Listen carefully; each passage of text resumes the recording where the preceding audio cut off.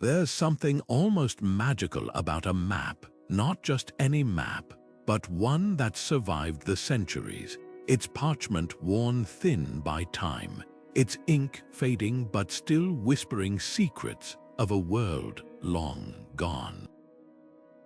Picture tracing your finger along a route drawn 800 years ago, following the same path merchants once traveled with silks, spices, and stories. These medieval maps aren't just relics, they're time machines, revealing how vast and interconnected our world really was, even in an era we often think of as isolated and fragmented. Today, we're going to unravel the hidden stories these maps hold, stories of trade routes that stretched across continents, linking empires, fueling economies, and even sparking cultural revolutions. Think about the last time you ordered something online, how effortless it felt to have goods from across the globe arrive at your doorstep. Now imagine a world without instant communication, without GPS, where merchants relied on hand-drawn maps and word of mouth to navigate thousands of miles through uncharted territories. That's the reality these medieval traders faced, and their maps were their lifelines, from the legendary Silk Road, winding its way from China to the Mediterranean, to lesser-known routes like the Amber Road or the Trans-Saharan trade networks. These paths were the internet of their day, connecting people, ideas, and innovations in ways that still shape our world. But here's the fascinating part. These maps don't just show us where people went, they reveal why they went there. They hint at alliances forged over shared resources, at wars sparked by competition for trade dominance, and at the sheer human ingenuity it took to cross deserts, mountains, and seas with nothing but a compass and courage. By the time we're done, you'll see these ancient documents not as static drawings, but as living records of ambition, adventure, and the unbreakable human drive to explore. So let's begin where every journey does, with the tools and techniques historians used to decode these incredible windows into the past. To truly understand medieval maps, we need to step into the minds of the people who made and used them. These weren't just practical tools, they were layered with meaning, reflecting how medieval societies saw their place in the world. Take the famous Hereford mappaemundi, created around the year 1300. At first glance, it looks strange to modern eyes. Jerusalem sits at the center, surrounded by biblical scenes and mythical creatures like the legendary land of Prester John. But look closer, and you'll spot key trade cities like Constantinople and Alexandria marked prominently, connected by winding routes that carried goods across continents. What's fascinating is how these maps balanced myth and reality. A merchant planning a journey from Venice to the Black Sea might consult a map showing sea monsters in the Atlantic, not because they believed in them, but because those symbols warned of dangerous, uncharted waters. Meanwhile, the routes through well-traveled trade hubs were drawn with surprising precision, noting which mountain passes were safest in winter or which oases in the Sahara could sustain a caravan. This mix of practicality and symbolism reveals something profound. Trade wasn't just about moving goods, it was about understanding a world full of both opportunity and peril. Consider the Catalan Atlas, crafted in the late 14th century. It's one of the first maps to show the gold-rich kingdom of Mali in West Africa, complete with an illustration of Mansa Musa, its famously wealthy ruler. This wasn't just geography, it was a treasure map for European merchants dreaming of African gold. And that's the genius of these documents. They didn't just record the world as it was, they shaped how people interacted with it. A map could turn a distant rumor of spices in India into a tangible destination, fueling expeditions that would change history. The beauty of these maps lies in their imperfections. Unlike today's satellite-guided precision, medieval cartographers often relied on second-hand accounts, stitching together stories from travelers, diplomats, and even prisoners of war. A mountain range might be exaggerated, a coastline distorted, but the essential truth remained. These maps were living documents, updated as new information arrived. When a Venetian trader returned with tales of a new route to the east, scribes would hastily amend their parchments, and suddenly, a whole new web of possibilities opened up. That's why studying them today feels like eavesdropping on a conversation between explorers, merchants, and dreamers, each line and legend a snapshot of a world in motion. We often picture the Silk Road as a single ribbon of trade stretching from China to the Mediterranean, but the truth is far more fascinating. Ancient maps uncover a sprawling network of hidden branches, like secret detours carved into the landscape by generations of merchants. These alternate paths weren't just shortcuts, they were lifelines, allowing traders to dodge bandits lurking in narrow valleys or escape the wrath of warlords controlling major hubs. One particularly striking example is a route etched into a 14th century Persian map, snaking through the Pamir Mountains. At first glance, it seems madness, a treacherous climb through thin air and icy passes. But for those carrying silk or spices, the gamble was worth it. Avoiding the crowded main routes meant fewer tolls, fewer rivals, and sometimes the difference between profit and ruin. What's remarkable is how these forgotten branches reshaped history. A detour through the Taklamakan Desert, for instance, might explain why Buddhist texts surfaced in unlikely oases centuries earlier than expected. Maps show caravans veering off the main road to trade with isolated monasteries, turning sandy wastelands into unexpected hubs of cultural exchange. And it wasn't just about survival. Some diversions became power plays like the northern Fur Road, where Russian princes rerouted traffic to bypass Mongol-controlled checkpoints, quietly amassing wealth while empires clashed elsewhere. These discoveries shatter the myth of the Silk Road as a neat, singular highway. Instead, think of it as a living organism, its routes shifting like veins in response to wars, weather, and whispers of new opportunities. A single line on a medieval map could represent 1,000 decisions: a trader choosing to risk a mountain pass, a village springing up around a reliable water source, or an entire dynasty rising because it controlled a critical fork in the road. That's the real magic of these maps. They don't just show us where people went. They reveal the choices that shaped civilizations. The Amber Road might not have the fame of the Silk Road, but this winding path from the Baltic to the Mediterranean held its own kind of magic, hidden in the golden glow of fossilized resin. Medieval traders didn't just carry amber, they transported sunlight trapped in stone, a luxury so coveted that Egyptian pharaohs and Roman emperors prized it above gold. And the maps they left behind, their treasure troves of forgotten waypoints, revealing how this route pulsed with life. Take Trousseau, a bustling port near modern-day Poland, lost for centuries until a 12th century map pointed archaeologists to its watery grave. Excavations uncovered amber workshops, Viking weights, and Arab coins, proof that this wasn't just a pit stop, but a melting pot where Norse traders haggled with merchants from Baghdad.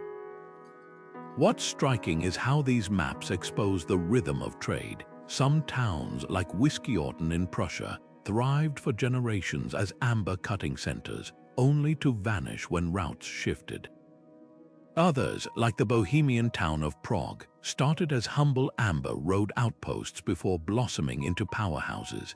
The maps tell us why. Rivers, scrolls from the 15th century highlight tributaries like the Vistula, where traders could float amber downstream to major markets, avoiding bandit-riddled forests.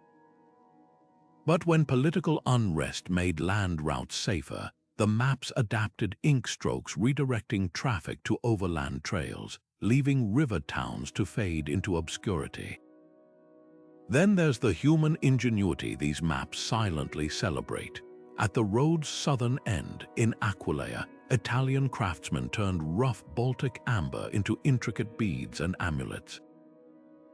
A Venetian trade ledger from 1400 shows how they used medieval quality control, holding amber near flame to test its purity, a trick still used today. Meanwhile, Germanic tribes buried hordes of raw amber along the route, marked on maps with cryptic symbols. Were these emergency stashes or offerings to gods for safe passage? The maps don't say, but they leave just enough clues to ignite our curiosity. Now shift your gaze south, where the scent of something even more elusive wafted through the ages: frankincense. As the amber road's golden trails dimmed, another route flickered to life, one where spice-laden caravans braved scorching deserts and mountain blizzards. The incense road didn't just trade goods, it traded in the very air of sacred spaces, from Jerusalem's temples to Rome's grandest ceremonies. And just like the amber road, its secrets hide in plain sight, on maps where the lines between trade and transcendence blur. While the amber road glittered with northern treasures, the incense road burned with the allure of something even more precious: the sacred resins that perfumed temples and palaces across the ancient world. Medieval maps of the Arabian Peninsula tell a story of survival as much as commerce, tracing delicate lines through seas of sand where one wrong turn meant disaster. These weren't just trade routes, they were masterclasses in desert navigation, passed down through generations like whispered secrets. The most detailed charts, like those drawn by Arab geographer Al-Idrisi in the 12th century, reveal astonishing precision, marking wells disguised by shifting dunes or rocky outcrops that served as natural compasses. What's extraordinary is how these maps expose the politics of perfume. Frankincense trees grew only in southern Arabia and the Horn of Africa, making their harvest a monopoly guarded as fiercely as any kingdom's gold.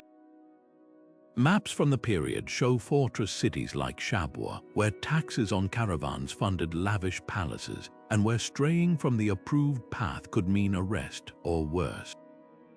Yet the real genius lies in the margins. Tiny symbols denote secret oases, often miles off the main trail, where traders could replenish in hiding. One Venetian merchant's diary recounts bribing a guide to reveal one such spot, only to find it already occupied by a rival caravan from Ethiopia, haggling over myrrh by firelight. The cultural exchanges along these dusty trails were as vital as the goods themselves. A 15th century Yemeni map labels a resting point as the place of the storytellers, where Persian poets shared tales with Swahili merchants under the stars. Archaeologists later found fragments of Chinese porcelain at the site, likely traded for incense and carried westward by sailors who docked in Zanzibar. This was globalization in its earliest form, with maps acting as silent witnesses to the blending of languages, religions, and technologies. A single camel load of frankincense might fund a scholar's education in Baghdad, inspire a new style of architecture in Alexandria, or even influence medical practices as far away as medieval Europe, where burnt resin was believed to ward off plague. Now let's set sail beyond the dunes, where medieval cartographers faced an even greater challenge: mapping the unpredictable sea. Unlike desert trails, ocean routes left no physical marks, yet somehow, sailors charted courses with astonishing accuracy, guided by stars, currents, and parchment maps that still baffle historians with their precision. The secrets of these maritime masterpieces await just beyond the horizon. If desert trails were lifelines for land merchants, the sea was both highway and hazard for medieval sailors, and their survival depended on the mysterious portolan charts. Unlike the symbolic world maps of the time, These nautical guides were shockingly accurate, tracing coastlines with a precision that rivals modern satellite imagery. Take the Carta Pisana, the oldest surviving portolan from around 1275. At first glance, it's a chaotic spiderweb of lines, but those crisscrossing strands. They're room lines, a revolutionary navigation tool that lets sailors plot straight courses between ports regardless of wind direction. Every curve of the Mediterranean is rendered with such care that modern researchers have used these charts to locate shipwrecks lost for centuries. What's truly astonishing is how these maps capture the pulse of maritime trade. Notes scribbled in margins warn of pirate nests along the Dalmatian coast or currents near Cyprus that could drag ships onto rocks. One 14th century chart marks a spot off Sicily with the ominous label, "Here lies the ship of Giovanni the Unlucky," a grim reminder that even the best maps couldn't tame the sea's fury. Yet for all their dangers, these routes were magnets for commerce. Venetian galleys followed portolan trails to the Black Sea, returning with silks from Trebizond, while Arab dhows mapped in the Kitab-i-Barri threaded through Indian Ocean monsoons to reach spice markets in Calicut. The genius of portolan charts lies in their origins. Unlike land maps drawn by scholars, these were working documents crafted by sailors for sailors, updated with each voyage. A harbor depth noted here, a new sandbar sketched there, every edition reflected hard-won experience. Some even included linguistic hacks, like phonetic spellings of African ports to help traders communicate. This collaborative knowledge built empires. When Genoa's fleet dominated the Western Mediterranean, their secret charts gave them an edge, just as Portuguese explorers later guarded their African route maps like state secrets. But perhaps the most poignant detail is how these charts reveal forgotten hubs. Today's sleepy fishing villages like Ayas in Turkey or Suraf in Iran were once bustling ports, their names bold on medieval parchments. Suraf's decline was so abrupt that sailors' notes shift from praising its safe anchorage to warning of crumbling docks, within decades, a silent testament to how quickly trade could make or break a city. And that's where our journey turns next, to the urban giants that rose and fell by the whims of these routes, their fates etched not just in stone but in the very ink of history's maps. Constantinople wasn't just a city, it was a living, breathing map of the medieval world. Perched between Europe and Asia, its streets pulsed with languages from every corner of known civilization. Armenian merchants haggled over Persian carpets, Venetian bankers weighed Byzantine gold, and Arab scholars traded star charts under the shadow of the Hagia Sophia. Maps from the 10th century show why. The city sat at the choke point of 2 seas and 3 continents, a geographic jackpot where the Silk Road met the Mediterranean. One particularly vivid sketch from an Italian trader's notebook depicts Constantinople as a spider at the center of a web, with silk threads stretching east to China, south to Egypt, and north to the Viking trade posts of the Baltic. But location alone didn't guarantee prosperity. Venice, a swampy cluster of islands with no natural resources, became a powerhouse by mastering the art of trade route manipulation. 14th century portolan charts reveal their strategy. Instead of following the coast like other ships, Venetian galleys cut straight across the Adriatic, shaving weeks off journeys. Their maps marked secret deep water channels, allowing heavier cargo ships to dock where rivals ran aground. The result, a city that turned geography into genius, its wealth so legendary that medieval travelers claimed its streets were paved with crushed gemstones. Then there's Samarkand, the glittering heart of Central Asia. A Persian map from the Timurid era shows it as a starburst of caravan trails, each line representing a different cultural infusion. Chinese papermakers, Indian mathematicians, and Turkish metalworkers all crossed paths in its bazaars, turning the city into a medieval Silicon Valley.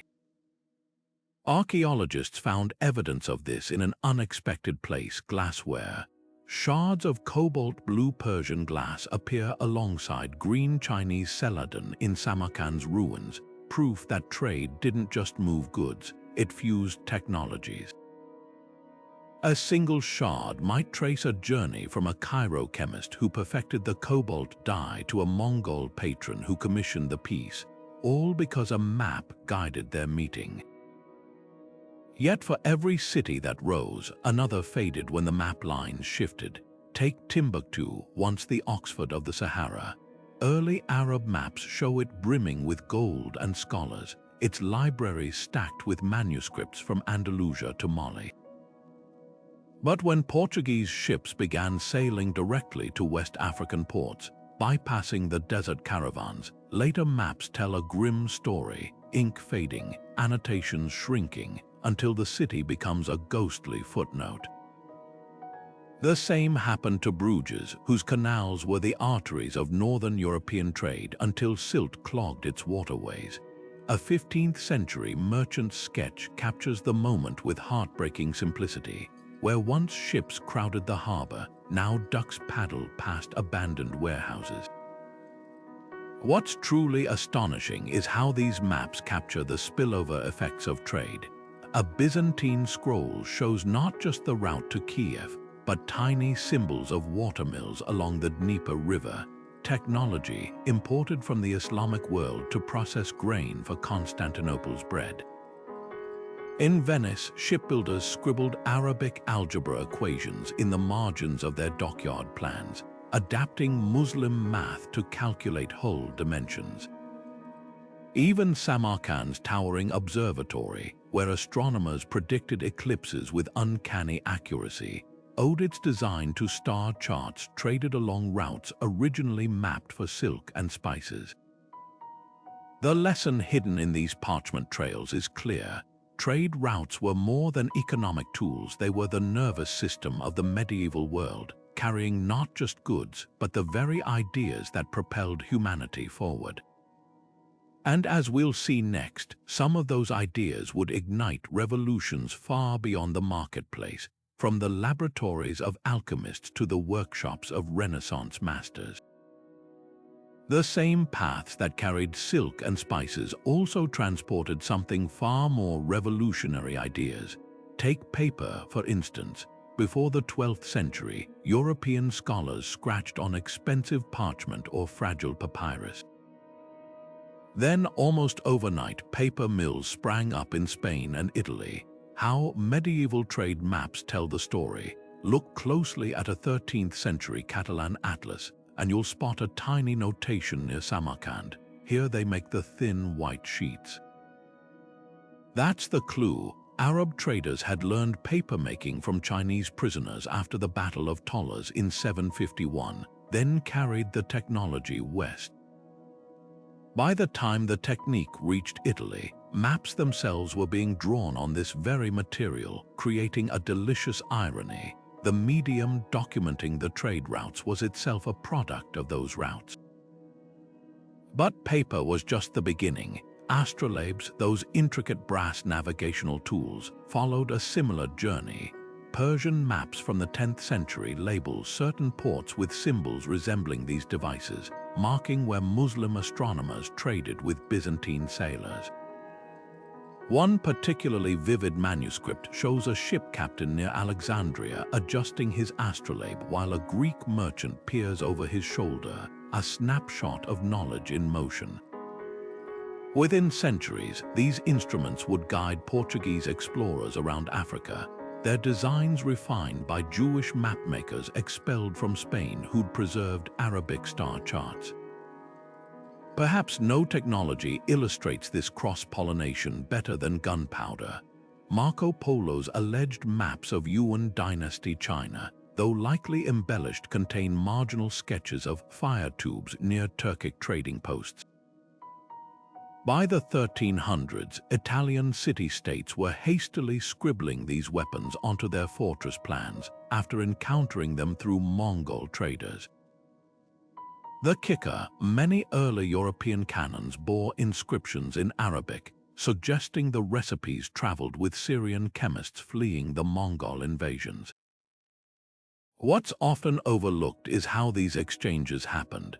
It wasn't just about objects changing hands. Maps from the Malacca Strait show Javanese shipbuilders teaching Chinese merchants how to construct watertight bulkheads, a technique that later saved countless European vessels. In return, those same maps reveal Chinese compass designs appearing in Javanese fishing boats within decades. This was technology as living conversation, with each innovation adapting to new environments like plants taking root in foreign soil. Now consider the human networks behind these transfers. A Genos map from 1392 marks the Crimean port of Kaffa with an odd detail. Here the plague doctors wear strange masks.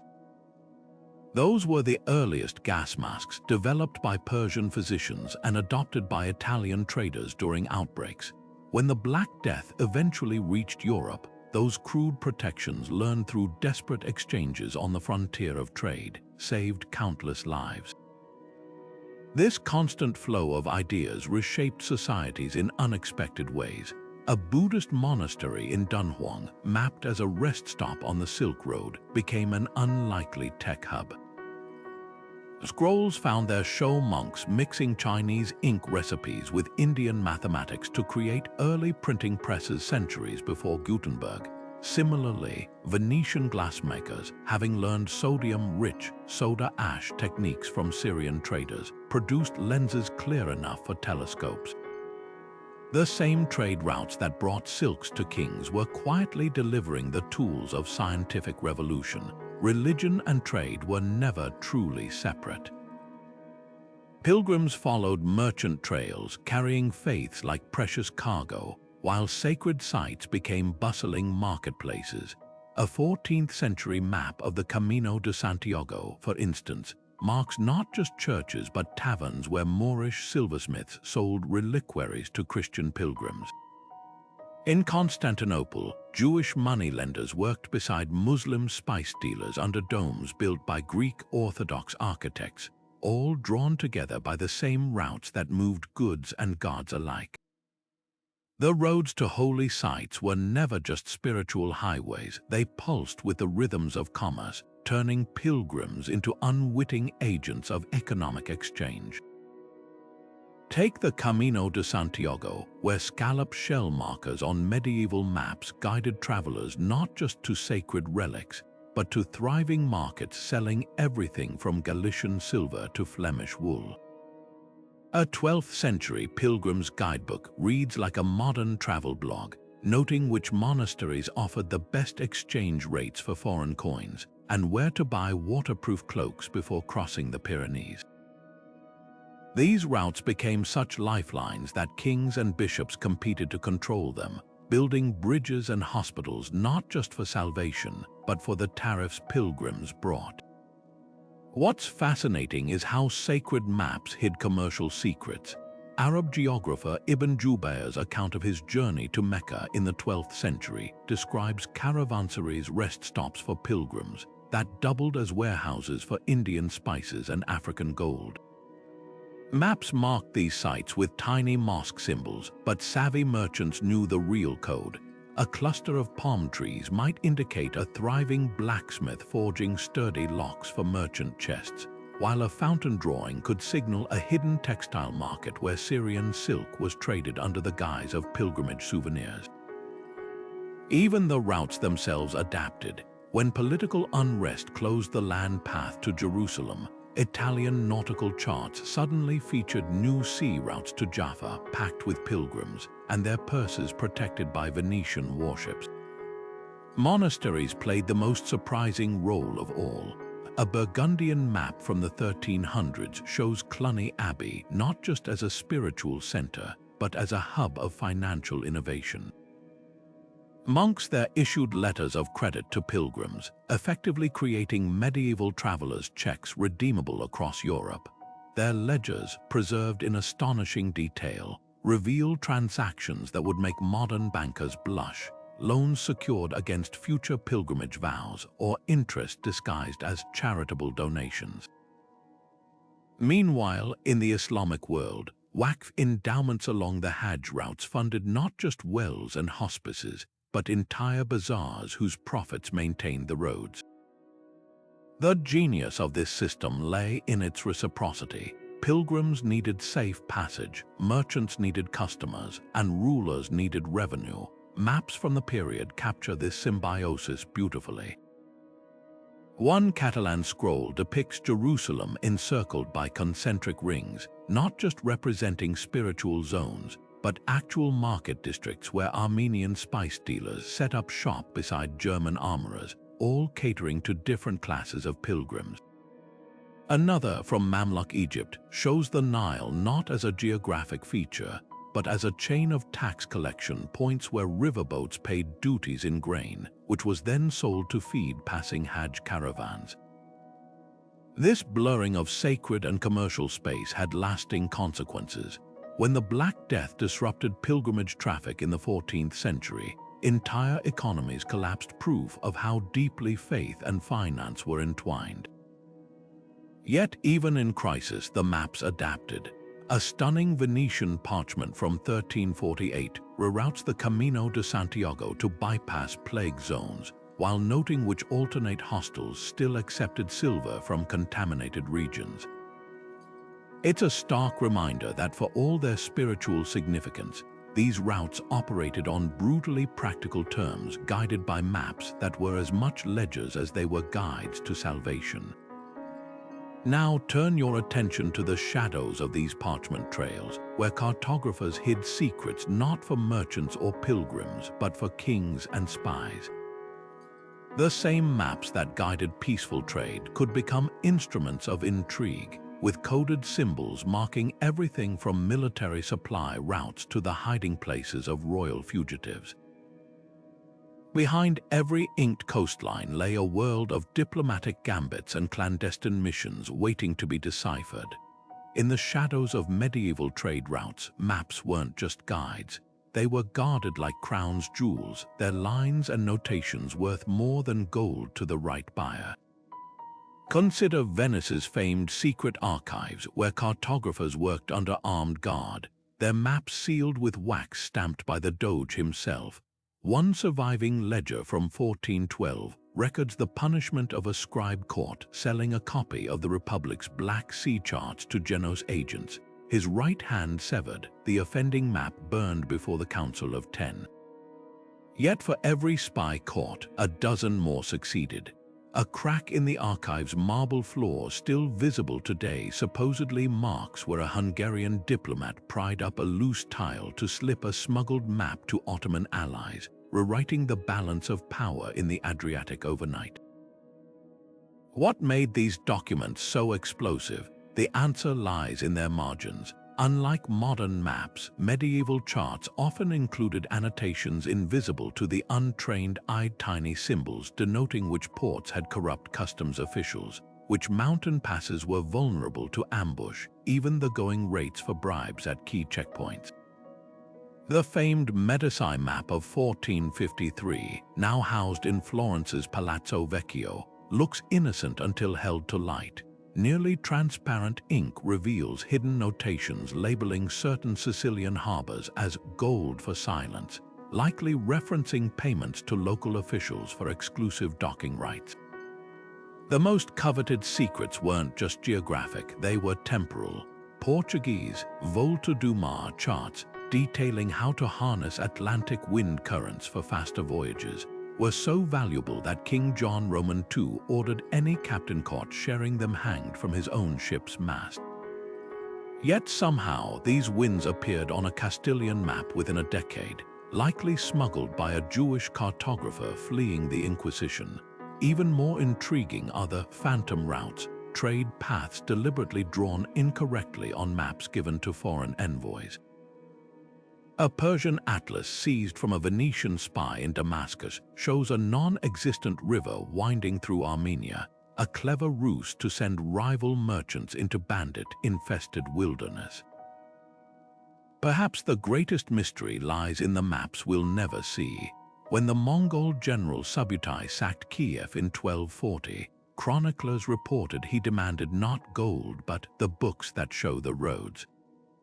These were likely the ruse-detailed trade route maps, which vanished into the steppes along with knowledge of forgotten pathways linking the Baltic to Byzantium. Similarly, the entire archive of Mamluk sea charts disappeared after the Ottoman conquest of Alexandria, possibly destroyed to keep rival powers from exploiting Red Sea trade winds. The legacy of these clandestine cartographers lives on in unexpected ways. Modern shipping lanes still follow medieval smugglers' shortcuts, and the very concept of classified maps traces back to these parchment wars. Next time you glance at a GPS, remember the struggle to control who knows the way is as old as trade itself, written in ink and blood on maps that shaped empires. There's something haunting about the blank spaces on medieval maps, those empty stretches where cartographers wrote, "Here be dragons," or sketched fabled cities that no traveler could confirm. But sometimes the most tantalizing gaps aren't artistic flourishes, they're missing trade routes, paths that should exist based on scattered clues but vanish like mirages when historians try to pin them down. Take the legendary Gold Road between Timbuktu and Egypt, mentioned in Arab chronicles as a shortcut through the Sahara. A fragment of a 12th century map found in a Cairo synagogue shows a faint line curling south from the Nile, labeled with a single word, Ghana. Could this be the ghost of a route lost to shifting sands? The search for these phantom paths is part detective work, part obsession. In 2019, researchers poring over a damaged Portuguese atlas spotted an anomaly, a cluster of symbols near the Atlas Mountains that didn't match any known trail. Cross-referencing with accounts from a Moroccan traveler, they realized it might mark a secret salt route used during droughts, where caravans followed underground water tables visible only to seasoned guides. These weren't just trails, they were survival strategies etched into the landscape and then erased by time. Climate change played a brutal role in these disappearances. A 14th century Venetian map of the Silk Road shows a thriving stop called Lulan, circled by lush groves. 2 centuries later, Ottoman charts labeled the same spot as the Dead City. Core samples from the region tell why prolonged droughts turned vital rivers to dust, forcing traders onto harder paths. The same phenomenon reshaped Europe's amber trade. Tree ring data reveals that the great dryness of the 1400s withered forests along the Vistula River, making it impossible to float amber downstream. Maps from the period show traders abandoning waterways for rugged overland trails routes that left little trace in the archaeological record. But nature wasn't always the destroyer. In the Arabian Peninsula, shifting monsoon patterns actually birthed new routes.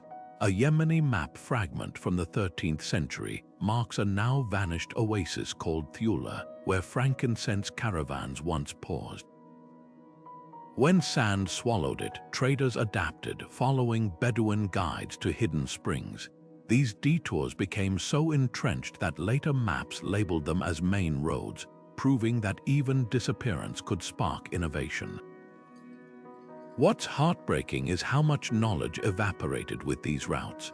A single line on a map might represent generations of hard-won wisdom, which mountain passes stayed snow-free in April, which wells never ran dry.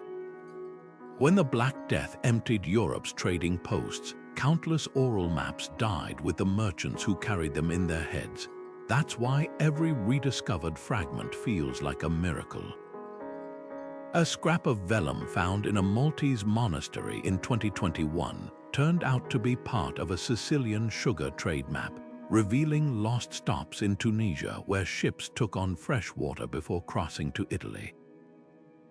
It's these tiny details that whisper the loudest proof that even the most forgotten routes once pulsed with life, and that every map, no matter how damaged, still has stories left to tell. Climate change didn't just reshape landscapes, it redrew the very maps that guided medieval commerce. Take the Little Ice Age, that centuries-long chill that gripped Europe starting around 1300. Portolans from the time tell a stark story. Shipping lanes that once bustled with Hanseatic cogs carrying Baltic grain suddenly go silent, their routes erased by encroaching ice. Instead, maps from the 14th century show a scramble southward, Venetian galleys hugging the warmer Mediterranean coast, while overland caravans abandoned alpine passes for lower valleys where snow no longer blocked the way year-round. The consequences were staggering. Towns like Bergen in Norway, once thriving hubs of the northern trade, withered as their harbors froze solid, while southern ports like Lisbon saw their docks swell with rerouted traffic. But cold wasn't the only force rewriting these economic blueprints. In the Nile Delta, a series of maps spanning 300 years capture a hydrological drama. Early Arab charts show a lacework of distributaries branching from the river, each branch feeding fertile fields that supplied grain to Constantinople and beyond.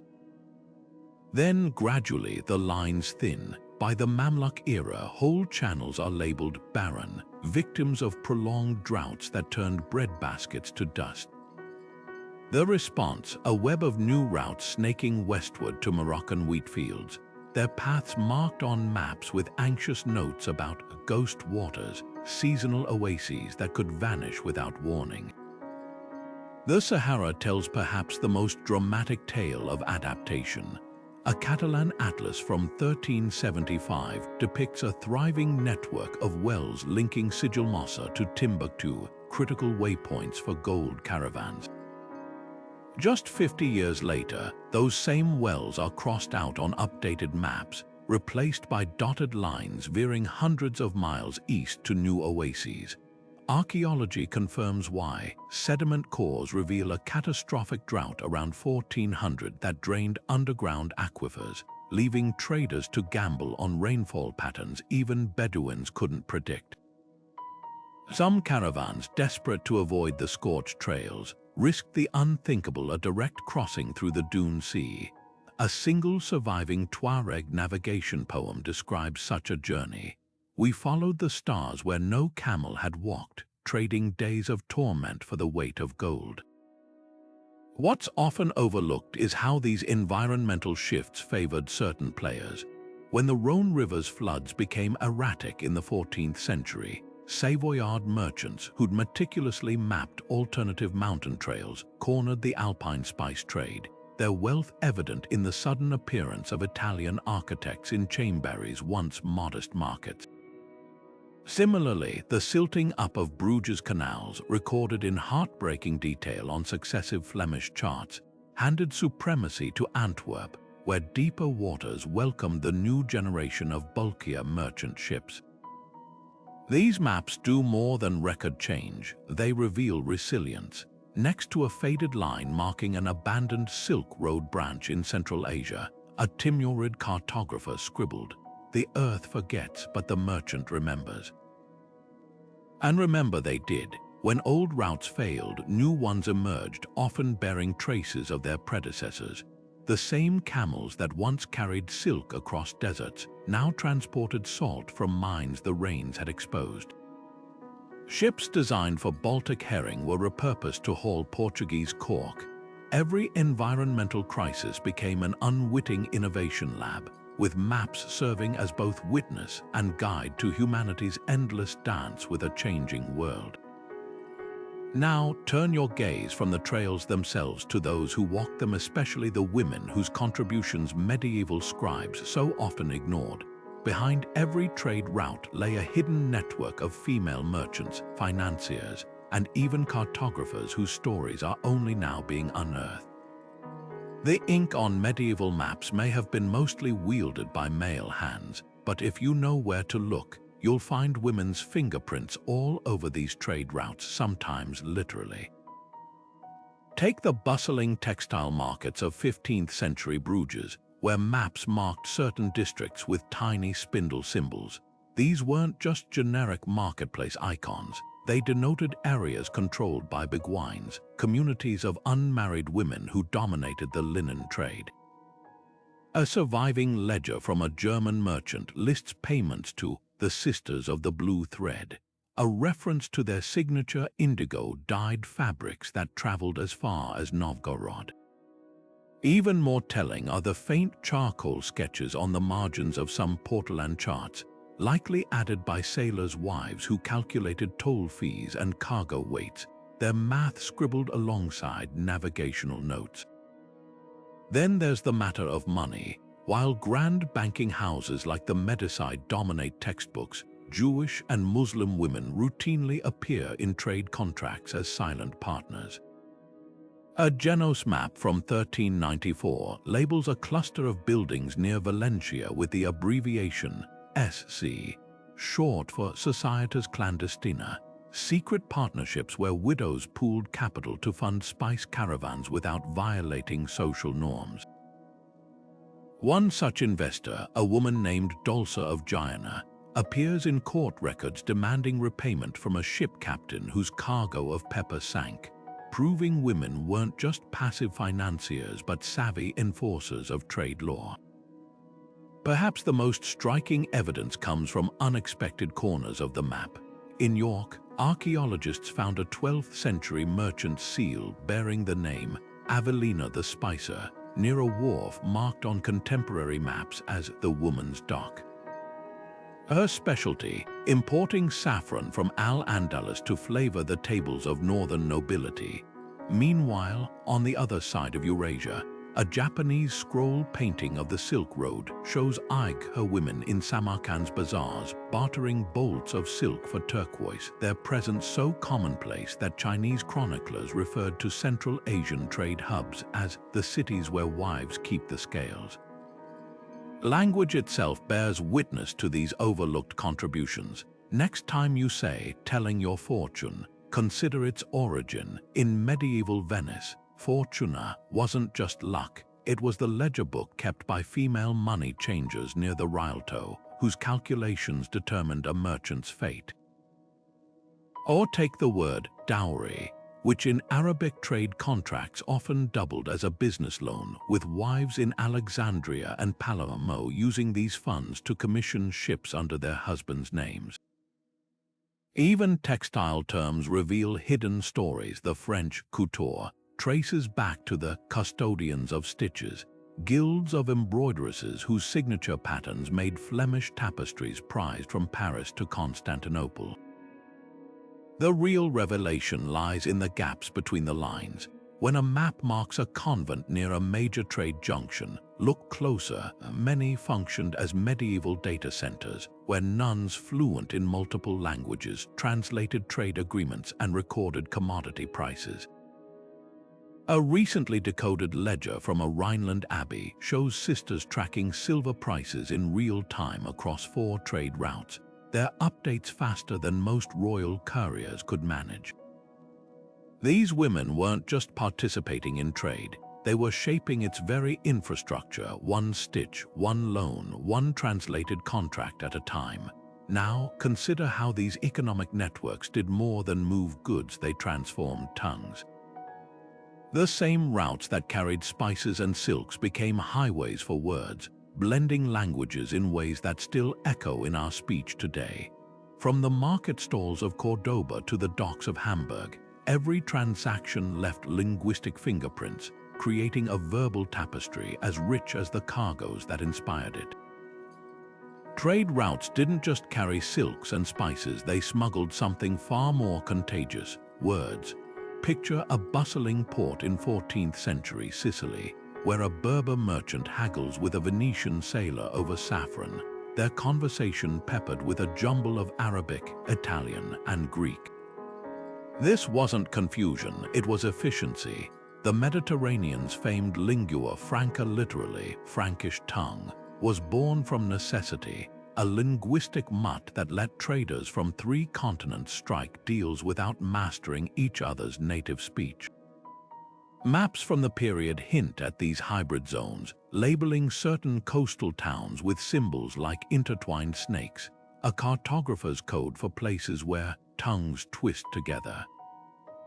The legacy of these trade-born languages lingers in unexpected corners. Take the word sugar, which started as Arabic sakar, morphed into Venetian zucchero, and eventually sweetened English mouths. Or magazine, derived from the Arabic makhazin, storehouses, a term Genos merchants adopted for warehouses before it came to mean printed collections. Even casual phrases bear traces. When you say, buy check, you're echoing the Persian chak, the term Mongol traders used for stamped payment orders along the Silk Road. But the real marvel was how these linguistic cocktails became self-sustaining. In Crimea, a pidgin called Totter Latin mixed Church Slavonic with Italian maritime terms, creating a dialect so efficient that Italian notaries used it for contracts with Golden Horde Khans. A surviving ledger from Kaffa records a deal for cento cavalli, use at 100 horses in Italian-Turkish blend, proving commerce could forge grammar where diplomacy failed. Maps of the Black Sea from this era often mark ports with twin names, one native, one trade jargon like Kaffa/Theodosia, a cartographic nod to bilingual reality. Yet for all their ingenuity, these trade languages carried a grim shadow. The same ships that spread words also delivered plagues, their crews unknowingly ferrying pathogens along well-mapped routes. When the Black Death erupted in 1448, it followed the same paths as Venetian spice galleys and Genos grain ships, a deadly hitchhiker on journeys meant for profit. Medieval physicians, baffled by the pattern, even coined a term for it, the merchant's curse, blaming traders for bringing bad air from foreign lands. Little did they know their maps held the truth all along. Those inked lines connecting ports weren't just routes of exchange, but highways of devastation. The irony is haunting. The very connections that enriched languages through shared words and ideas also made them vectors for catastrophe. A single Mongol courier riding the Silk Road could carry a Buddhist sutra in one saddlebag and bubonic plague in the other. And as we'll see next, these biological stowaways didn't just kill, they reshaped societies in ways no merchant could have imagined, leaving scars deeper than any trade route's ruts. The same inked lines that guided merchants to fortune also charted the course of catastrophe. When the Black Death erupted in the 1300s, it didn't spread randomly. It followed the meticulous paths of trade maps with terrifying precision. Venetian portolans from 1347 tell the grim story. Ships marked with red crosses next to their routes, quarantined islands circled in ominous black ink, and once bustling ports like Messina labeled Mort in shaky script. These weren't just navigational aids, they became death warrants for cities connected by commerce. A Genos merchant's diary found in Crimea recounts how a single grain ship fleeing the plague left a trail of corpses from Constantinople to Marseille, its crew unknowingly trading more than wheat. They were trafficking pestilence. What's chilling is how quickly cartographers adapted. A Catalan atlas from 1350 shows an entire coastline redrawn, not because the geography changed, but because the plague had. The port of Ragusa, now Dubrovnik, appears with a strange new feature, a dotted line encircling the harbor. This was history's first documented quarantine zone, where incoming ships were held for Trentino, 30 days of isolation. Nearby, a tiny sketched figure in a beak-like mask whispers another innovation, the plague doctor, whose eerie costume became as much a symbol of trade routes as the camels and caravans that once defined them. But the maps reveal deeper tragedies. In the margins of a Syrian trader's chart, a note in faded Arabic laments how the Silk Road city of Sarai went silent mid-sentence, its last caravan arriving with silks stained by the blood of dead merchants. Archaeology confirms this horror. Mass graves unearthed along the Volga River contain Venetian glass beads alongside Mongol armor, victims of commerce and contagion buried together. Even the routes themselves transformed. A Florentine map from after the plague marks previously thriving paths with skulls, while new trails snake through isolated valleys, desperate detours around the dying. Yet amid the devastation, these documents also record humanity's resilience. A Jewish physician's map found in Cordoba shows ingenious quarantine symbols adapted from Sabbath boundary laws, creating safe corridors for medicine carriers. In Egypt, Mamluk scribes annotated Nile trade charts with moon phases, having noticed plague outbreaks spiked after lunar eclipses. Most poignant are the personal touches, like the smear on a Marseille merchant's map where tears likely fell as he crossed out his hometown, now a ghost city. This duality, trade as both lifeline and death sentence, birthed legends still whispered today. Sailors spoke of plague ships crewed by skeletons that followed familiar routes long after their captains perished. Persian caravans avoided certain oases, convinced jinn spirits there preserved the screams of 14th century victims. Even the word quarantine carries this legacy, derived from the Venetian quaranta giorni, 40 days of isolation that turned trade hubs into fortresses against the unseen. Now peel back another layer of these maps, and you'll find not just tragedy, but tantalizing mysteries. Some routes vanish abruptly, not from plague, but from deliberate erasure, like the wine road between Cyprus and Burgundy, scrubbed from records after church authorities blamed drunken merchants for spreading disease. Others bloom with fantastical additions. A Bohemian map shows a valley where no sickness dwells, its rivers drawn with silver ink said to repel miasma.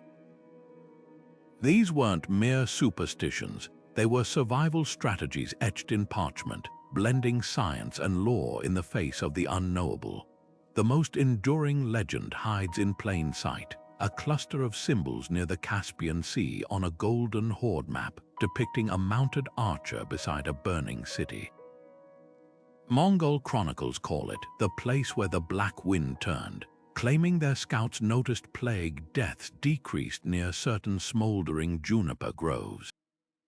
Centuries later, scientists would confirm juniper smoke contains antimicrobial compounds. Sometimes the myths mapped truths no contemporary could fully understand. As we trace these fading lines between history and legend, one thing becomes clear: every trade route carried more than cargo. It bore the hopes and horrors of an interconnected world, inked equally in gold and grief. And just beyond the edges of the known maps, there be dragons indeed, but also discoveries waiting to rewrite everything we thought we knew. Maps of the medieval world often teetered between reality and fantasy, where the line between a merchant's ledger and a storyteller's dream blurred into something extraordinary. Take the legendary land of Prestigion, a Christian kingdom said to glitter with emerald rivers and pepper trees, ruled by a priest-king whose wealth dwarfed Europe's monarchs. This myth wasn't just entertainment, it was cartographic catnip, luring explorers like Portugal's Prince Henry the Navigator to send expeditions down the African coast, hoping to find Prestigion's armies and forge an alliance against Muslim rivals. Maps from the 15th century show this phantom realm shifting locations like a shell game, first in India, then Ethiopia, then Central Asia, always just beyond the edges of known trade routes, yet real enough to shape geopolitics for centuries. Then there were the Gates of Alexander, a fabled barrier built by the Macedonian king to imprison savage tribes. Medieval maps placed these iron doors in the Caucasus Mountains, complete with illustrations of snarling monsters pressing against the locks. Traders told tales of hearing howls from beyond the passes, and some Armenian merchants even claimed to sell gates fragments, actually slag iron from local forges, as holy relics. The irony, these stories may have roots in real geography. The Darial Pass, a critical trade chokehold between Europe and the steppes, where icy winds did sound like howling beasts, and where nomadic raids made the route as perilous as any legend suggested. But not all myths were so ominous. The Valley of Diamonds, depicted on Arab maps as a pit where merchants lowered sheepskins to collect gemstones clutched by eagles, likely stemmed from real techniques used in Golconda's mines, where workers sifted riverbeds for jewels. Marco Polo's account of Ethiopian griffins guarding gold deposits probably misidentified ostrich feathers traded along the Red Sea routes. These weren't just fanciful tales, they were attempts to explain the inexplicable, to give shape to the wonders pouring into markets from lands few Europeans had seen. The ripple effects were profound. When a 14th century Genos map labeled the Indian Ocean as Mare Prasodorum, Sea of Perilous Wonders, it wasn't merely poetic. That warning, based on Arab sailors' accounts of monsoons, convinced Italian merchants to invest in overland caravans instead of risking the southern seas, a decision that redirected the flow of spices for generations. Similarly, Norse sagas describing Vinland's grapes lured fishermen to Newfoundland, while Chinese scrolls depicting Fusang's gold forests fueled expeditions along the Pacific coast. Yet for every legend that spurred exploration, another concealed practical knowledge. The "Here be dragons" scrawled across uncharted waters often masked something far more dangerous and mundane. In one Sicilian portolan, a sea serpent drawn off Brittany's coast corresponds exactly with a notorious tidal current that drowned unwary ships. Likewise, the Isle of Demons, marked on French maps, likely referred to Newfoundland's fog-shrouded coasts, where Basque whalers heard eerie cries from walrus colonies. These weren't just superstitions, they were coded warnings, a way to pass survival tips through generations when literacy was rare. Which brings us to the silent partners in all these journeys: animals. From the camels that made desert crossings possible to the pigeons carrying silk prices between markets, beasts were the unsung engines of medieval commerce. A single caravan could require 6,000 camels, each carrying 400 pounds of goods, living, breathing cargo ships that turned sand into highways. And let's not forget the dogs of the Amber Road, whose keen noses could sniff out resin deposits beneath Baltic forests, or the falcons trained by Mongol messengers to outrace any human courier. Even whales played their part. Their oil lit the lamps of medieval workshops, while their bones became the compass needles guiding ships to new horizons. The next time you unroll an ancient map, look beyond the inked lines. Those fantastical creatures and phantom kingdoms, they're not just decorations. They're reminders that every trade route was paved with equal parts courage and curiosity, where the real magic lay not in the myths themselves, but in the journeys they inspired.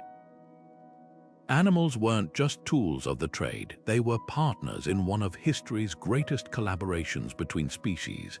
Picture a caravan snaking through the Sahara, every groaning camel, their humps swaying under bales of indigo and salt, was a living testament to evolution's genius. These ships of the desert could go weeks without water, their padded feet silent on the sand, their noses sealing shut against storms. Medieval maps paid them silent tribute, marking caravanserais not by human comforts but by symbols of troughs and shade, proof that trade routes were as much animal highways as human ones. But camels were just the beginning. Along the Silk Road, double-humped Bactrians carried loads over icy passes where no wheeled cart could roll, their thick coats matted with snow. European merchants relied on sure-footed mules, whose ability to navigate alpine switchbacks made them worth their weight in pepper. And then there were the dogs, not just guardians but laborers. In the frozen north, Karelian bear dogs pulled sleds loaded with Baltic amber, their paw prints tracing paths between villages long before roads appeared on maps. The real game changer, horses. When Arab traders brought sleek Arabian stallions to Europe, it wasn't just bloodlines that shifted, it was the speed of commerce itself. Suddenly, messages could race from Cordoba to Cologne in weeks instead of months, their hooves pounding out new rhythms of trade. A stunning detail from a Hungarian customs log shows the impact. After Magyar nobles began breeding Arab hybrids, toll revenues tripled in a decade as lighter horse-drawn carts replaced oxen on key routes. Yet animals shaped culture as much as economics. Persian miniatures show merchants whispering secrets into their falcons' hoods before releasing them to outfly bandits. Norse sagas recount how Iceland's sturdy ponies carried not just wool but scalds who spread stories between trading posts. Even the humble donkey left its mark, literally. Archaeologists tracing the Amber Road found worn cobblestones grooved by countless donkey hooves, their paths so precise they matched 11th century maps within inches. Now shift your gaze from the beasts that carried goods to the art those goods inspired. When Venetian galleys brought cobalt pigments from Afghanistan, they didn't just trade jars of blue powder, they sparked a revolution in frescoes that would define the Renaissance. The same routes that transported silks and spices became veins pumping artistic ideas across continents, turning trade maps into blueprints for cultural explosions. Trade routes didn't just move goods, they smuggled entire artistic revolutions in the holds of ships and the saddlebags of camels. Take the delicate blue and white porcelain of China, a luxury so coveted that Persian potters spent generations trying to crack its secrets. Medieval maps tell the story. Along the Silk Road, kiln towns like Kashan appear marked with tiny ceramic symbols, their workshops churning out imitations that blended Chinese techniques with Islamic geometry. A single shard found in Cairo bears the fingerprints of this cultural theft, its cobalt pigment traced back to Afghan mines, its glaze formula lifted from Yuan dynasty artisans, and its floral motifs adapted to please Arab buyers who favored symmetry over naturalism. The real magic happened where these influences collided. In Venice, a 15th century portolan chart labels Constantinople not just as a trade hub, but as a city of mixed colors, where Byzantine gold leaf icons hung beside Mamluk enamelwork in the same markets. Armenian merchants acted as middlemen, commissioning illuminated gospels that married Persian miniature styles with Gothic lettering, a visual dialect born from commerce. Even the pigments themselves traveled.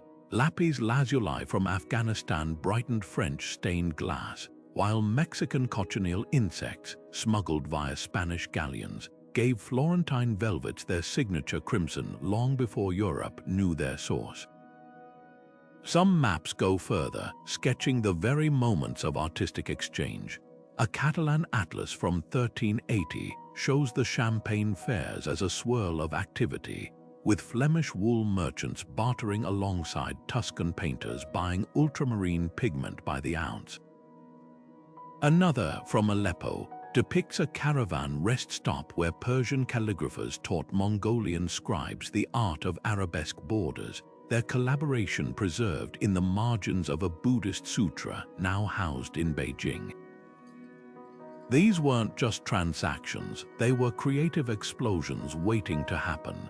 The economics behind these exchanges were as intricate as the art they produced. A single Byzantine silk tapestry might represent a dozen financial layers.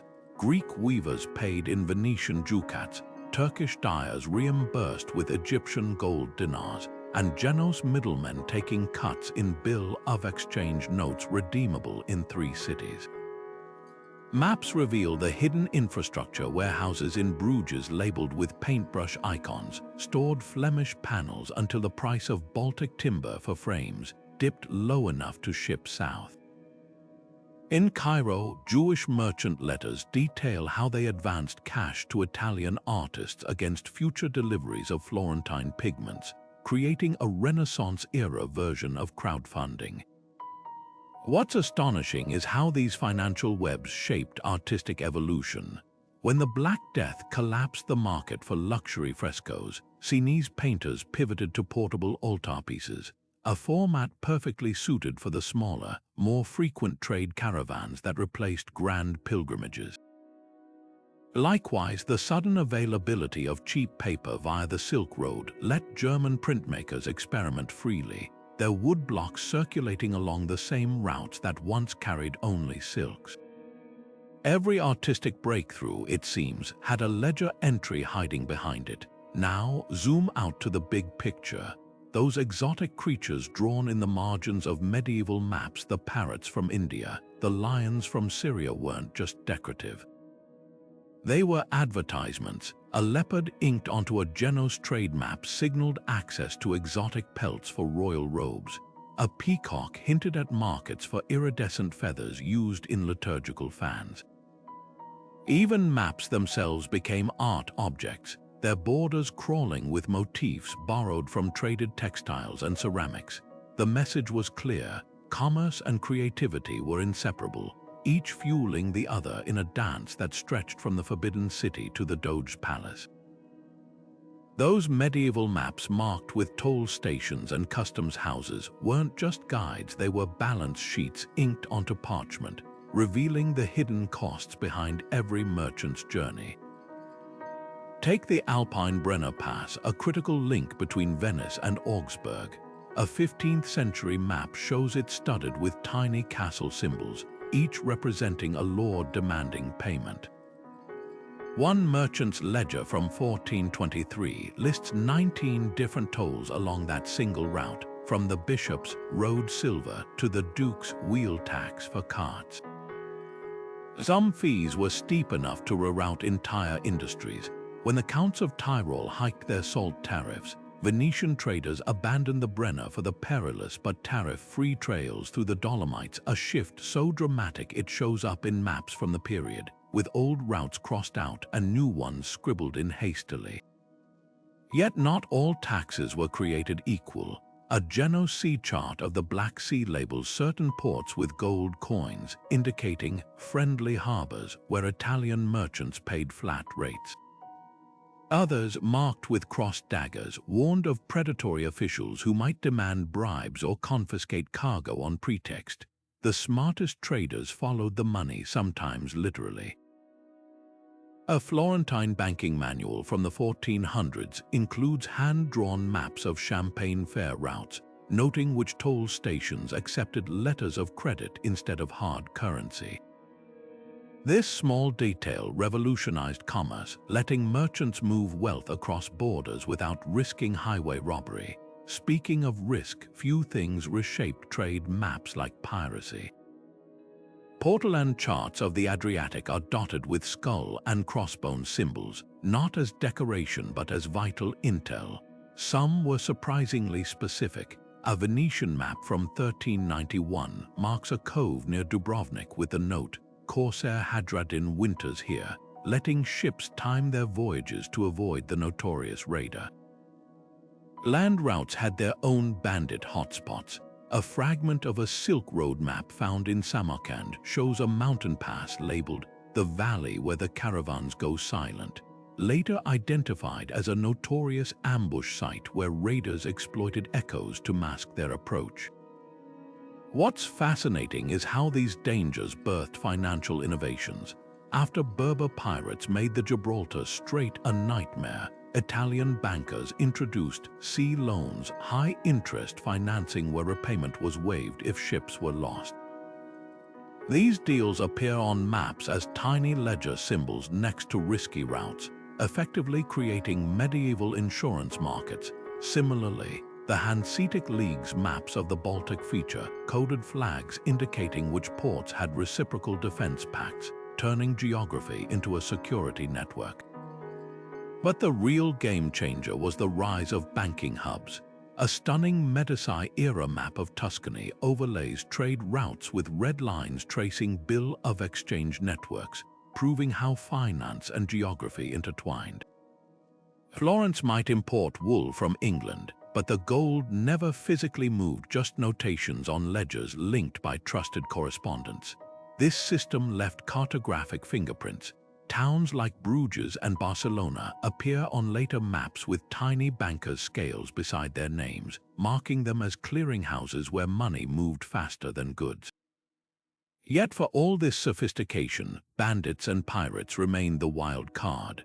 A Mughal map of the Deccan Plateau shows caravans diverting miles off course to avoid the tax collectors who take all, while a Portuguese spy's sketch of the Malabar coast details how fishermen moonlighted as pirates during monsoon season.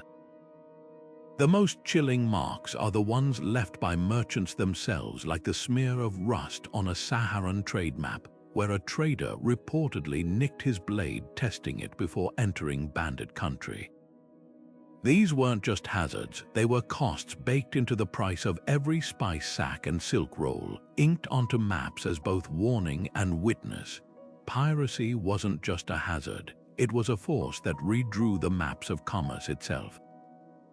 Along the Barbary coast, medieval portolan charts marked certain coves with tiny crimson daggers, warning of corsair strongholds where ships vanished without trace. One particularly chilling notation on a Genos map from 1322 reads, "Here the sea drinks gold," a reference to the infamous pirate brothers Aruj and Hayreddin Barbarossa, who demanded ransoms so exorbitant they could bankrupt entire trading families. But pirates weren't the only threat. In the Caucasus Mountains, caravan maps labeled narrow passes with skull symbols, bandit country where ambushes were so frequent. Merchants traveled with decoy mules loaded with worthless rocks to distract raiders. The economic toll was staggering. A Venetian ledger from 1480 records that spice shipments taking the safe detour around pirate-infested waters paid 30% more in transport costs, a burden passed directly to consumers. Some merchants got creative. Persian silk traders in the Caspian region hired Turkmen nomads as escorts, their knowledge of hidden gullies allowing caravans to bypass choke points entirely. These workarounds left their mark on maps routes once drawn as straight lines began snaking unpredictably, reflecting the ever-shifting dance between traders and thieves. What's fascinating is how piracy spawned its own shadow economy. Sicilian maps from the 15th century show neutral ports where pirates and merchants coexisted uneasily, the former selling stolen goods back to the latter at bargain prices. Off the Dalmatian coast, ship captains paid protection fees to local warlords, receiving coded flags to display as safe passage tokens, a system so entrenched it appeared on official navigation charts with bizarre symbols resembling fish with crowns. Even bandits had standards. A Mongolian trade manual lists approved robbery seasons, advising raiders to avoid winter raids when caravans carried little surplus. Yet these dangers also drove innovation. The Hanseatic League's response to Baltic piracy was a masterclass in collective security. Their maps marked member ports with twin tower symbols, indicating shared patrols that could chase down raiders.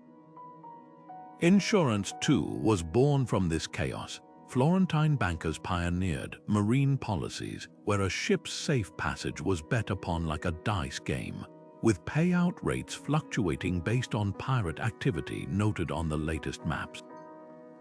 Now, shift your gaze from the threats lurking along trade routes to the horizons they beckoned explorers toward.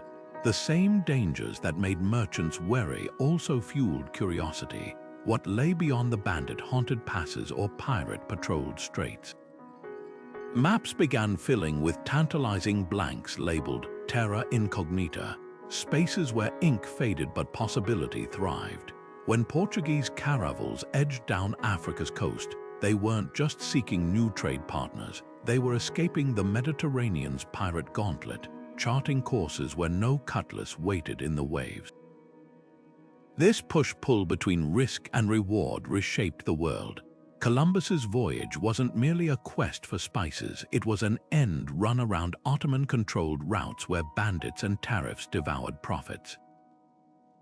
Even Magellan's circumnavigation owed debts to pirate maps. His pilot, a former smuggler, knew which uncharted islands offered safe harbor from the Portuguese fleets hunting Spanish interlopers.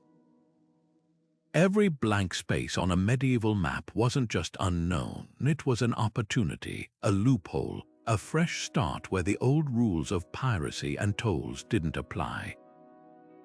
The irony is delicious. The very threats that constricted trade also exploded it outward, forcing humanity off the beaten path and into the unknown. Those skulls and daggers inked onto parchment. They weren't just warnings, they were invitations to sail farther, climb higher, and dare more boldly than ever before. Medieval maps didn't just record trade routes, they planted the seeds of an entire age of exploration. When Columbus set sail in 1492, he wasn't staring at a blank parchment. His cabin likely held copies of Toscanelli's charts, which borrowed heavily from medieval Arab and Catalan portolans. These documents didn't just show known lands, they hinted at what lay beyond, their margins crammed with merchant rumors of spices in India and gold in Africa. Marco Polo's legendary travels followed the same pattern. His account of the Silk Road wasn't just a travelogue, it was a treasure map for generations of Venetian merchants, inspiring them to fund expeditions that would eventually bypass the old overland routes entirely. What's often overlooked is how these medieval networks became blueprints for empire. The Portuguese didn't stumble upon the sea route to India. They methodically followed Arab sailing instructions preserved in captured maps, like the ones taken from a Moorish navigator off the coast of West Africa. Vasco da Gama's breakthrough voyage around the Cape of Good Hope in 1498 was less a discovery and more a hijacking of knowledge, with his pilots using stolen Swahili charts to navigate the Indian Ocean's monsoon winds. Even the names on these new maps betrayed their origins. Early Portuguese charts labeled East African ports with corrupted versions of their Swahili names, phonetic echoes of the very traders they sought to displace. But the real revolution wasn't just in following old routes, it was in shattering them. Medieval shipbuilders, inspired by the sleek dhows of Arab traders and the sturdy junks of Chinese merchants, began experimenting with hybrid designs. The result, caravels like Columbus's Santa Maria, whose triangular lateen sails could tack against the wind, a feature borrowed straight from Mediterranean fishing boats marked on 13th-century portolans. Meanwhile, the quest for alternatives to Ottoman-controlled land routes supercharged navigation tech. Astrolabes once used by Persian astronomers to time prayers became critical for latitude calculations, while Chinese compass designs filtered through Arab traders evolved into the binnacle-mounted steering tools of European explorers. The decline of these medieval highways wasn't sudden, it was death by 1,000 cuts, as Portuguese carracks began unloading pepper directly into Lisbon's docks. The Venetian merchants who dominated the overland spice trade for centuries found their warehouses emptying. A heartbreaking ledger from 1505 records the fate of one such trader, his once priceless stock of nutmeg now gathering dust as customers flocked to cheaper maritime imports. Even the mighty Silk Road faded, its caravanserais crumbling as silk shipments shifted to Spanish galleons crossing the Pacific from Manila to Acapulco. Yet in their twilight, these routes revealed their true resilience. When the Ottomans blocked European access to Eastern markets in the 1500s, medieval maps became more valuable than ever, not for their accuracy, but for their hints of alternatives. A faded notation on a Genos chart about a river leading east likely inspired the search for the Northwest Passage, while Marco Polo's dubious claims about Japan's golden roofs fueled trans-Pacific fantasies. The maps were wrong, but the hunger they ignited was unstoppable. The final irony: many new discoveries were just medieval trade hubs in disguise. When Portuguese explorers reached the Swahili city of Kilwa, they marveled at its stone palaces and gold markets, unaware Arab maps had documented it for centuries. Columbus's discovery of Caribbean islands merely reintroduced Europe to places the Taino people had traded through for generations. Even Magellan's circumnavigation retraced segments of the ancient spice route, his ships unknowingly sailing in the wake of Bugis pirates and Malay merchants who'd mapped those waters long before. What truly died wasn't the routes themselves, but the world they represented, one where trade moved at the pace of camels and sail-powered dhows, where knowledge trickled slowly between cultures, and where maps still held space for dragons at their edges. The age of exploration didn't erase medieval commerce. It globalized its ambitions, turning local networks into intercontinental empires. The parchment charts that once guided silk caravans through Samarkand's bazaars now directed Spanish silver fleets across oceans, their inked lines stretching but never quite breaking under the weight of new worlds. The fall of Constantinople in 1453 didn't just topple an empire, it rewrote the map of global commerce overnight. Ottoman cannons didn't merely breach the city's walls, they shattered the centuries-old web of land routes that had fed Europe's hunger for Eastern luxuries. Venetian merchants watching smoke rise over the Bosporus knew what it meant. Their carefully charted overland paths, marked with caravanserais and toll stations on generations of maps, were now hostage to a new power. Almost immediately, the ink on Mediterranean portolans began to change.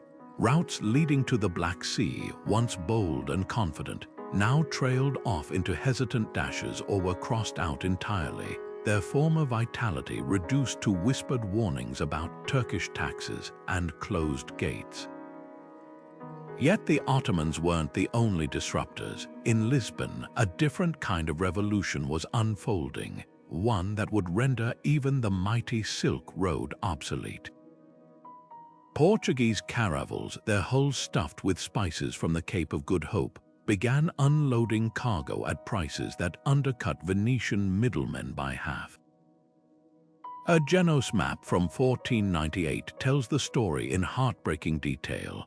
The overland route from Alexandria to Venice, once a thick red line bustling with symbols of camels and bazaars, now sports a single mournful notation: no profit since the Portuguese came. The Americas delivered the final blow. When Spanish galleons started hauling silver from Potosi to Manila in the 1500s, they created a Pacific highway that bypassed Asia's traditional trade networks entirely.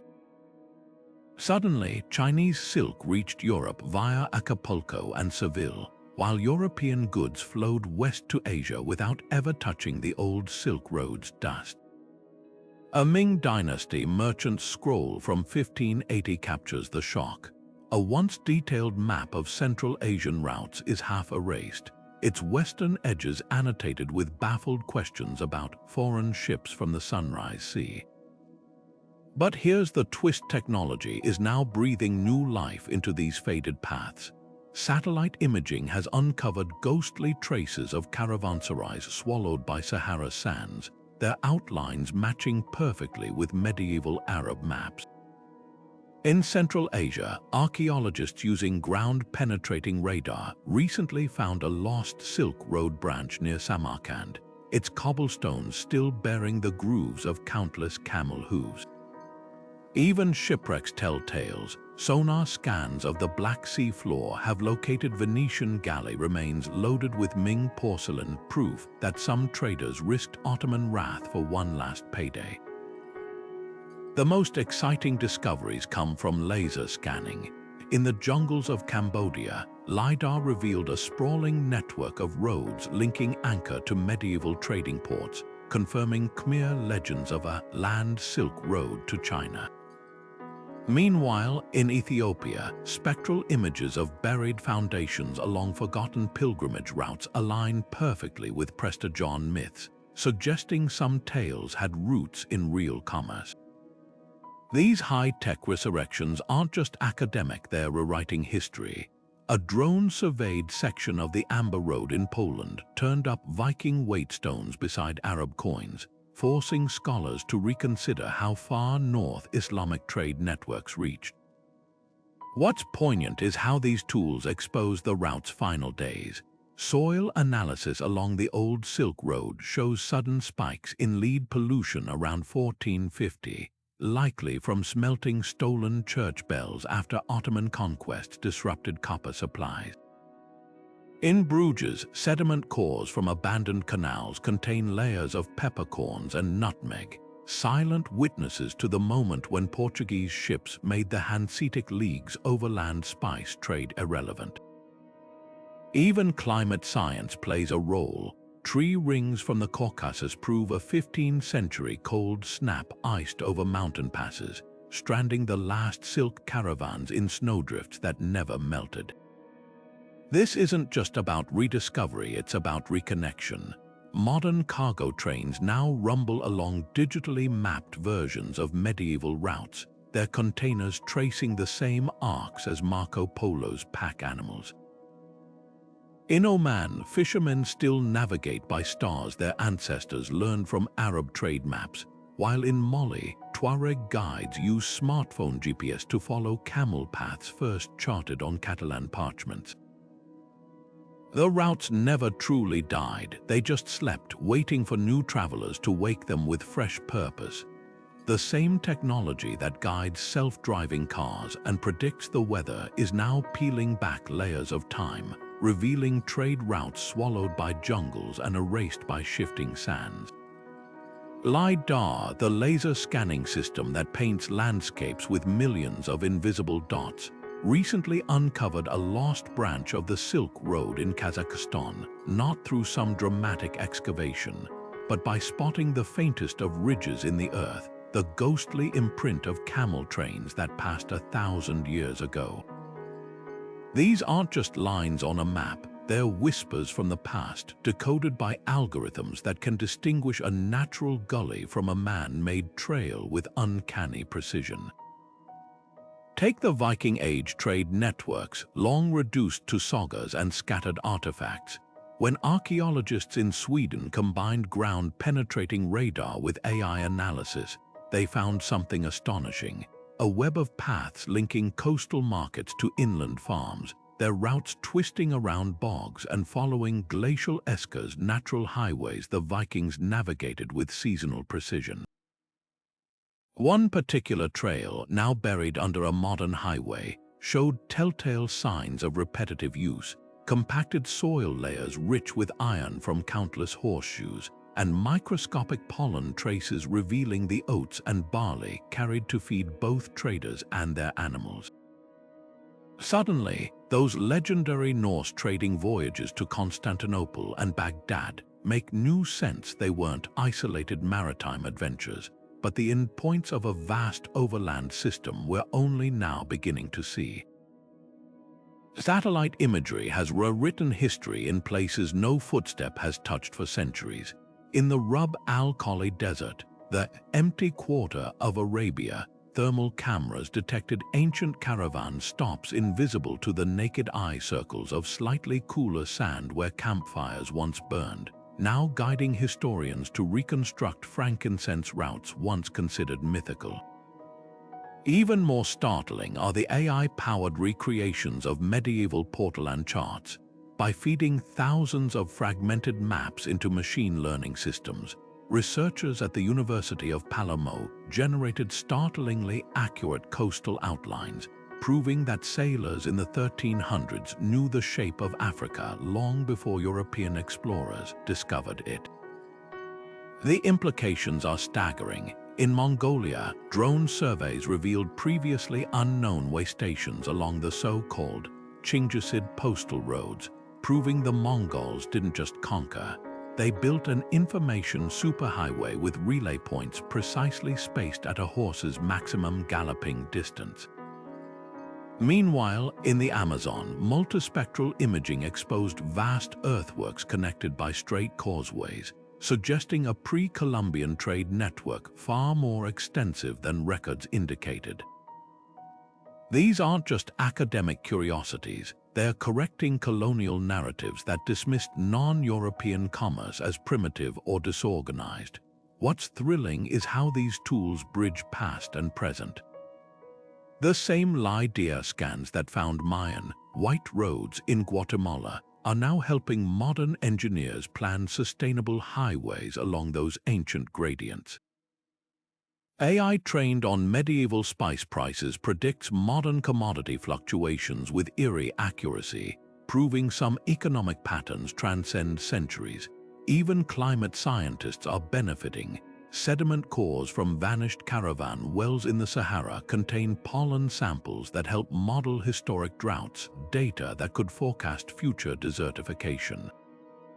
Yet for all our technology, the human element remains irreplaceable. In Uzbekistan, researchers paired satellite data with something unexpected: folk songs. Nomadic ballads passed down for generations contained precise descriptions of mountain passes and springs, their lyrics matching newly discovered trade route segments almost perfectly.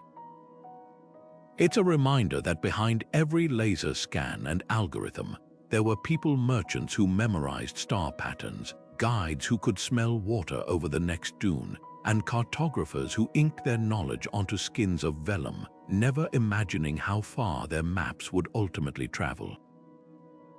Now, as we turn from rediscovery to legacy, consider this: the same forces that buried these routes shifting politics, climate change, economic upheaval, are the very challenges we face today. Perhaps their greatest lesson isn't where they led, but how they adapted, bending but never breaking under the weight of a changing world. The highways humming with trucks today often trace paths first worn smooth by medieval merchants' footsteps. China's modern Belt and Road Initiative, with its sprawling network of railways and pipelines, doesn't just echo the Silk Road, it resurrects it, following the same mountain passes and river valleys that once guided camels laden with Tang Dynasty silks. Satellite images reveal this eerie continuity. The new Korgo's dry port on the Kazakhstan border sits precisely where a 14th century caravanserai once hosted exhausted traders. Even the cargo has come full circle. Where once Central Asian jade traveled east, now Chinese-built drones whisk across the same steppes in hours instead of months. But the revival isn't just physical. In Uzbekistan's Samarkand, master weavers still produce ikat fabrics using indigo dyes traded along these routes 800 years ago, their patterns now catwalk favorites in Milan and Paris. The annual Silk Road Festival in Xi'an transforms ancient market squares into living museums, where visitors barter for spices using replica Tang coins, and Kazakh horsemen demonstrate how their ancestors safeguarded caravans. These aren't just reenactments, they're cultural lifelines. When a Kyrgyz craftsman teaches tourists to felt wool using centuries-old techniques, he's not performing for tips. He's preserving knowledge that once flowed from Mongolia to Baghdad. The real lesson of these routes isn't in their dust or their dollars, but in their stubborn refusal to die. Consider the Amber Road's unlikely afterlife. Modern Baltic amber jewelry sold in Gdansk shops still follows medieval quality tests: hold a piece near flame, and real amber releases piney resin, just as Hanseatic merchants verified a millennium ago. Meanwhile, the trans-Saharan trade's legacy thrives in Mali's festival Odesert, where Tuareg musicians strum lutes descended from those Arab traders brought across the dunes, their melodies now blending with electronic beats in a soundscape as layered as the old caravan routes themselves.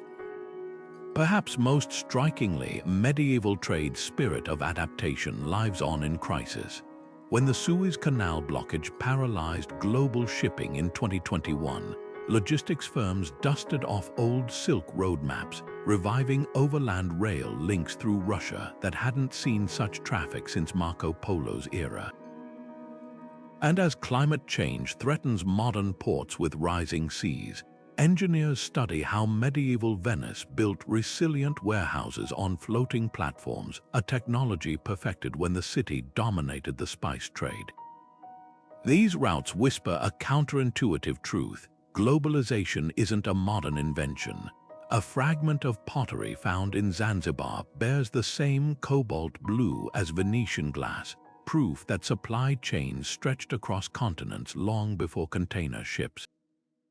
The difference: medieval traders accepted slowness as the price of connection.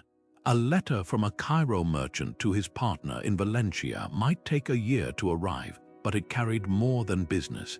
It held news of famines, wars, and royal weddings, weaving a tapestry of shared awareness no algorithm can replicate. That's why these faded maps still matter. They remind us that connectivity isn't just about speed, it's about depth. When a Mongolian herder checks commodity prices on his smartphone while grazing sheep along the old tea road, he's not just continuing a tradition. He's embodying the same blend of local roots and global reach that once made these routes the arteries of civilization. The parchment may be brittle, but the vision it captured of a world knit together by mutual need and curiosity remains startlingly fresh. These ancient maps are more than faded lines on parchment. They're living records of humanity's relentless drive to connect, explore, and thrive. Consider the Catalan Atlas from 1380, where the gold-rich kingdom of Mali appears alongside European trade hubs, drawn with the same careful detail. This wasn't just geography. It was a revelation that distant cultures were already bound together in an intricate dance of exchange. The maps tell stories no chronicle could capture: how Chinese paper-making techniques traveled to Baghdad via captured artisans, how Venetian glassmakers adapted Persian cobalt dyes, and how Mongol horsemen carried Greek medical texts to Beijing, all because trade routes became knowledge highways. Look closer at any medieval trade map, and you'll spot the fingerprints of cultural fusion. A single route through Samarkand might explain why Uzbek ikat patterns resemble Indonesian batik, or how Byzantine church domes inspired Mughal architecture. These weren't coincidences, they were the inevitable results of merchants sharing sketches on scraps of paper, of weavers bartering techniques at caravanserais, of sailors humming foreign melodies until they became local folk songs. The maps preserve these silent revolutions: the faint dotted line where a Syrian glassblower taught a Venetian apprentice his craft, the harbor symbol marking where a Malay shipwright redesigned an Arabian how. But the true genius lies in how these documents reveal adaptation. When the Black Death collapsed traditional markets, maps from the 1400s show traders pivoting with astonishing speed. Silver routes shifting to avoid plague zones, spice caravans rerouting to serve new elites. Even climate change left its mark. Saharan trade charts updated with new oases as old wells dried up, while Baltic merchants sketched alternate winter trails when familiar rivers froze unpredictably. This wasn't just survival, it was innovation born from necessity, captured in hastily amended margins and overwritten paths. What these maps teach us most powerfully is that borders have always been fluid. The same parchment showing Venetian galleys trading with Mamluk Egypt might also depict Hungarian gold flowing to Ottoman mints, proof that commerce often trumped conflict. A single page from a Genos portolan could list toll rates in Arabic dinars, Byzantine hyperpera, and Florentine florins, revealing an economic interdependence we rarely associate with the medieval world. The lesson: for every battle fought over territory, there were 100 deals struck across it, with maps serving as silent witnesses to humanity's enduring preference for exchange over exclusion. Now these documents invite us to become modern cartographers of connection. The next time you trace a route on your phone's map, remember you're participating in a tradition that began with camel caravans and spice-laden dhows. Visit a museum and let your finger hover over those ink trade routes. Each line represents someone's courage to venture beyond the known world. Better yet, seek out the living remnants of these paths. Taste the saffron still sold in Istanbul's Grand Bazaar. Run your hand along the grooves of a Silk Road caravanserai stone steps, or listen for the echoes of haggling in the vaulted markets of Samarkand. The past isn't gone, it's simply waiting for us to rediscover it, one map, one story, one shared cup of tea at a time. Ancient maps are far more than fragile relics, they're living testaments to humanity's unshakable urge to reach beyond the horizon. Every faded line on these parchments pulses with stories of merchants who braved sandstorms for silk, sailors who outwitted pirates for pepper, and towns that rose and fell by the whims of commerce. Take something as simple as a handful of cloves sold in a Parisian market in 1400. That spice didn't just appear, it traveled a gauntlet of monsoon winds, camel caravans, and Venetian tariffs, each step meticulously recorded on maps now yellowing in libraries. These documents capture moments when the world grew smaller. A Chinese compass guiding an Arab dhow, a Norse weight found beside an African gold nugget, a Mongol horseman carrying Persian poetry to Beijing. What's astonishing is how these routes shaped even the most ordinary parts of our lives. That coffee you drank this morning, its journey began on medieval trade maps marking Yemen's port of Mocha, where Sufi monks first brewed the energizing drink to stay awake during prayers. The numbers on your clock thank the Indian mathematicians whose decimal system raced along Silk Road pathways, adopted by Arab traders and eventually Fibonacci, who introduced them to Europe. Even the concept of credit, the lifeblood of modern finance, traces back to Italian merchants scribbling promises to pay on the margins of their portolan charts, creating the first bills of exchange between distant markets.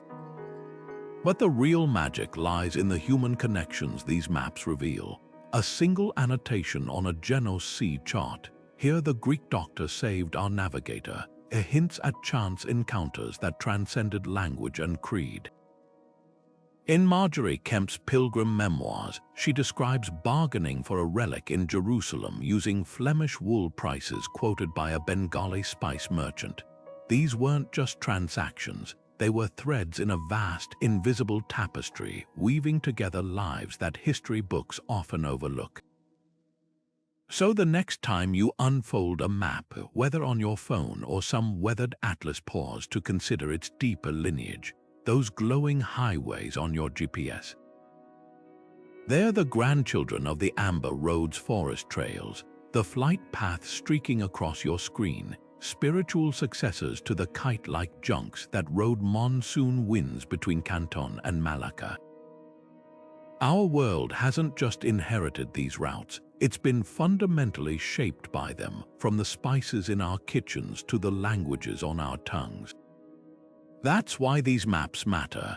They're not just records of where we've been, but blueprints for how we connect, reminding us that every handshake across cultures, every idea shared across borders, continues the work of those medieval merchants who first dared to think beyond their horizons. Your turn now. Which of these forgotten highways speaks to you? Is it the daring sea routes of Polynesian navigators, or perhaps the camel tracks that carried salt from Timbuktu? Drop your thoughts below, and let's keep unraveling history's great conversations together. Until then, may your curiosity always lead you down fascinating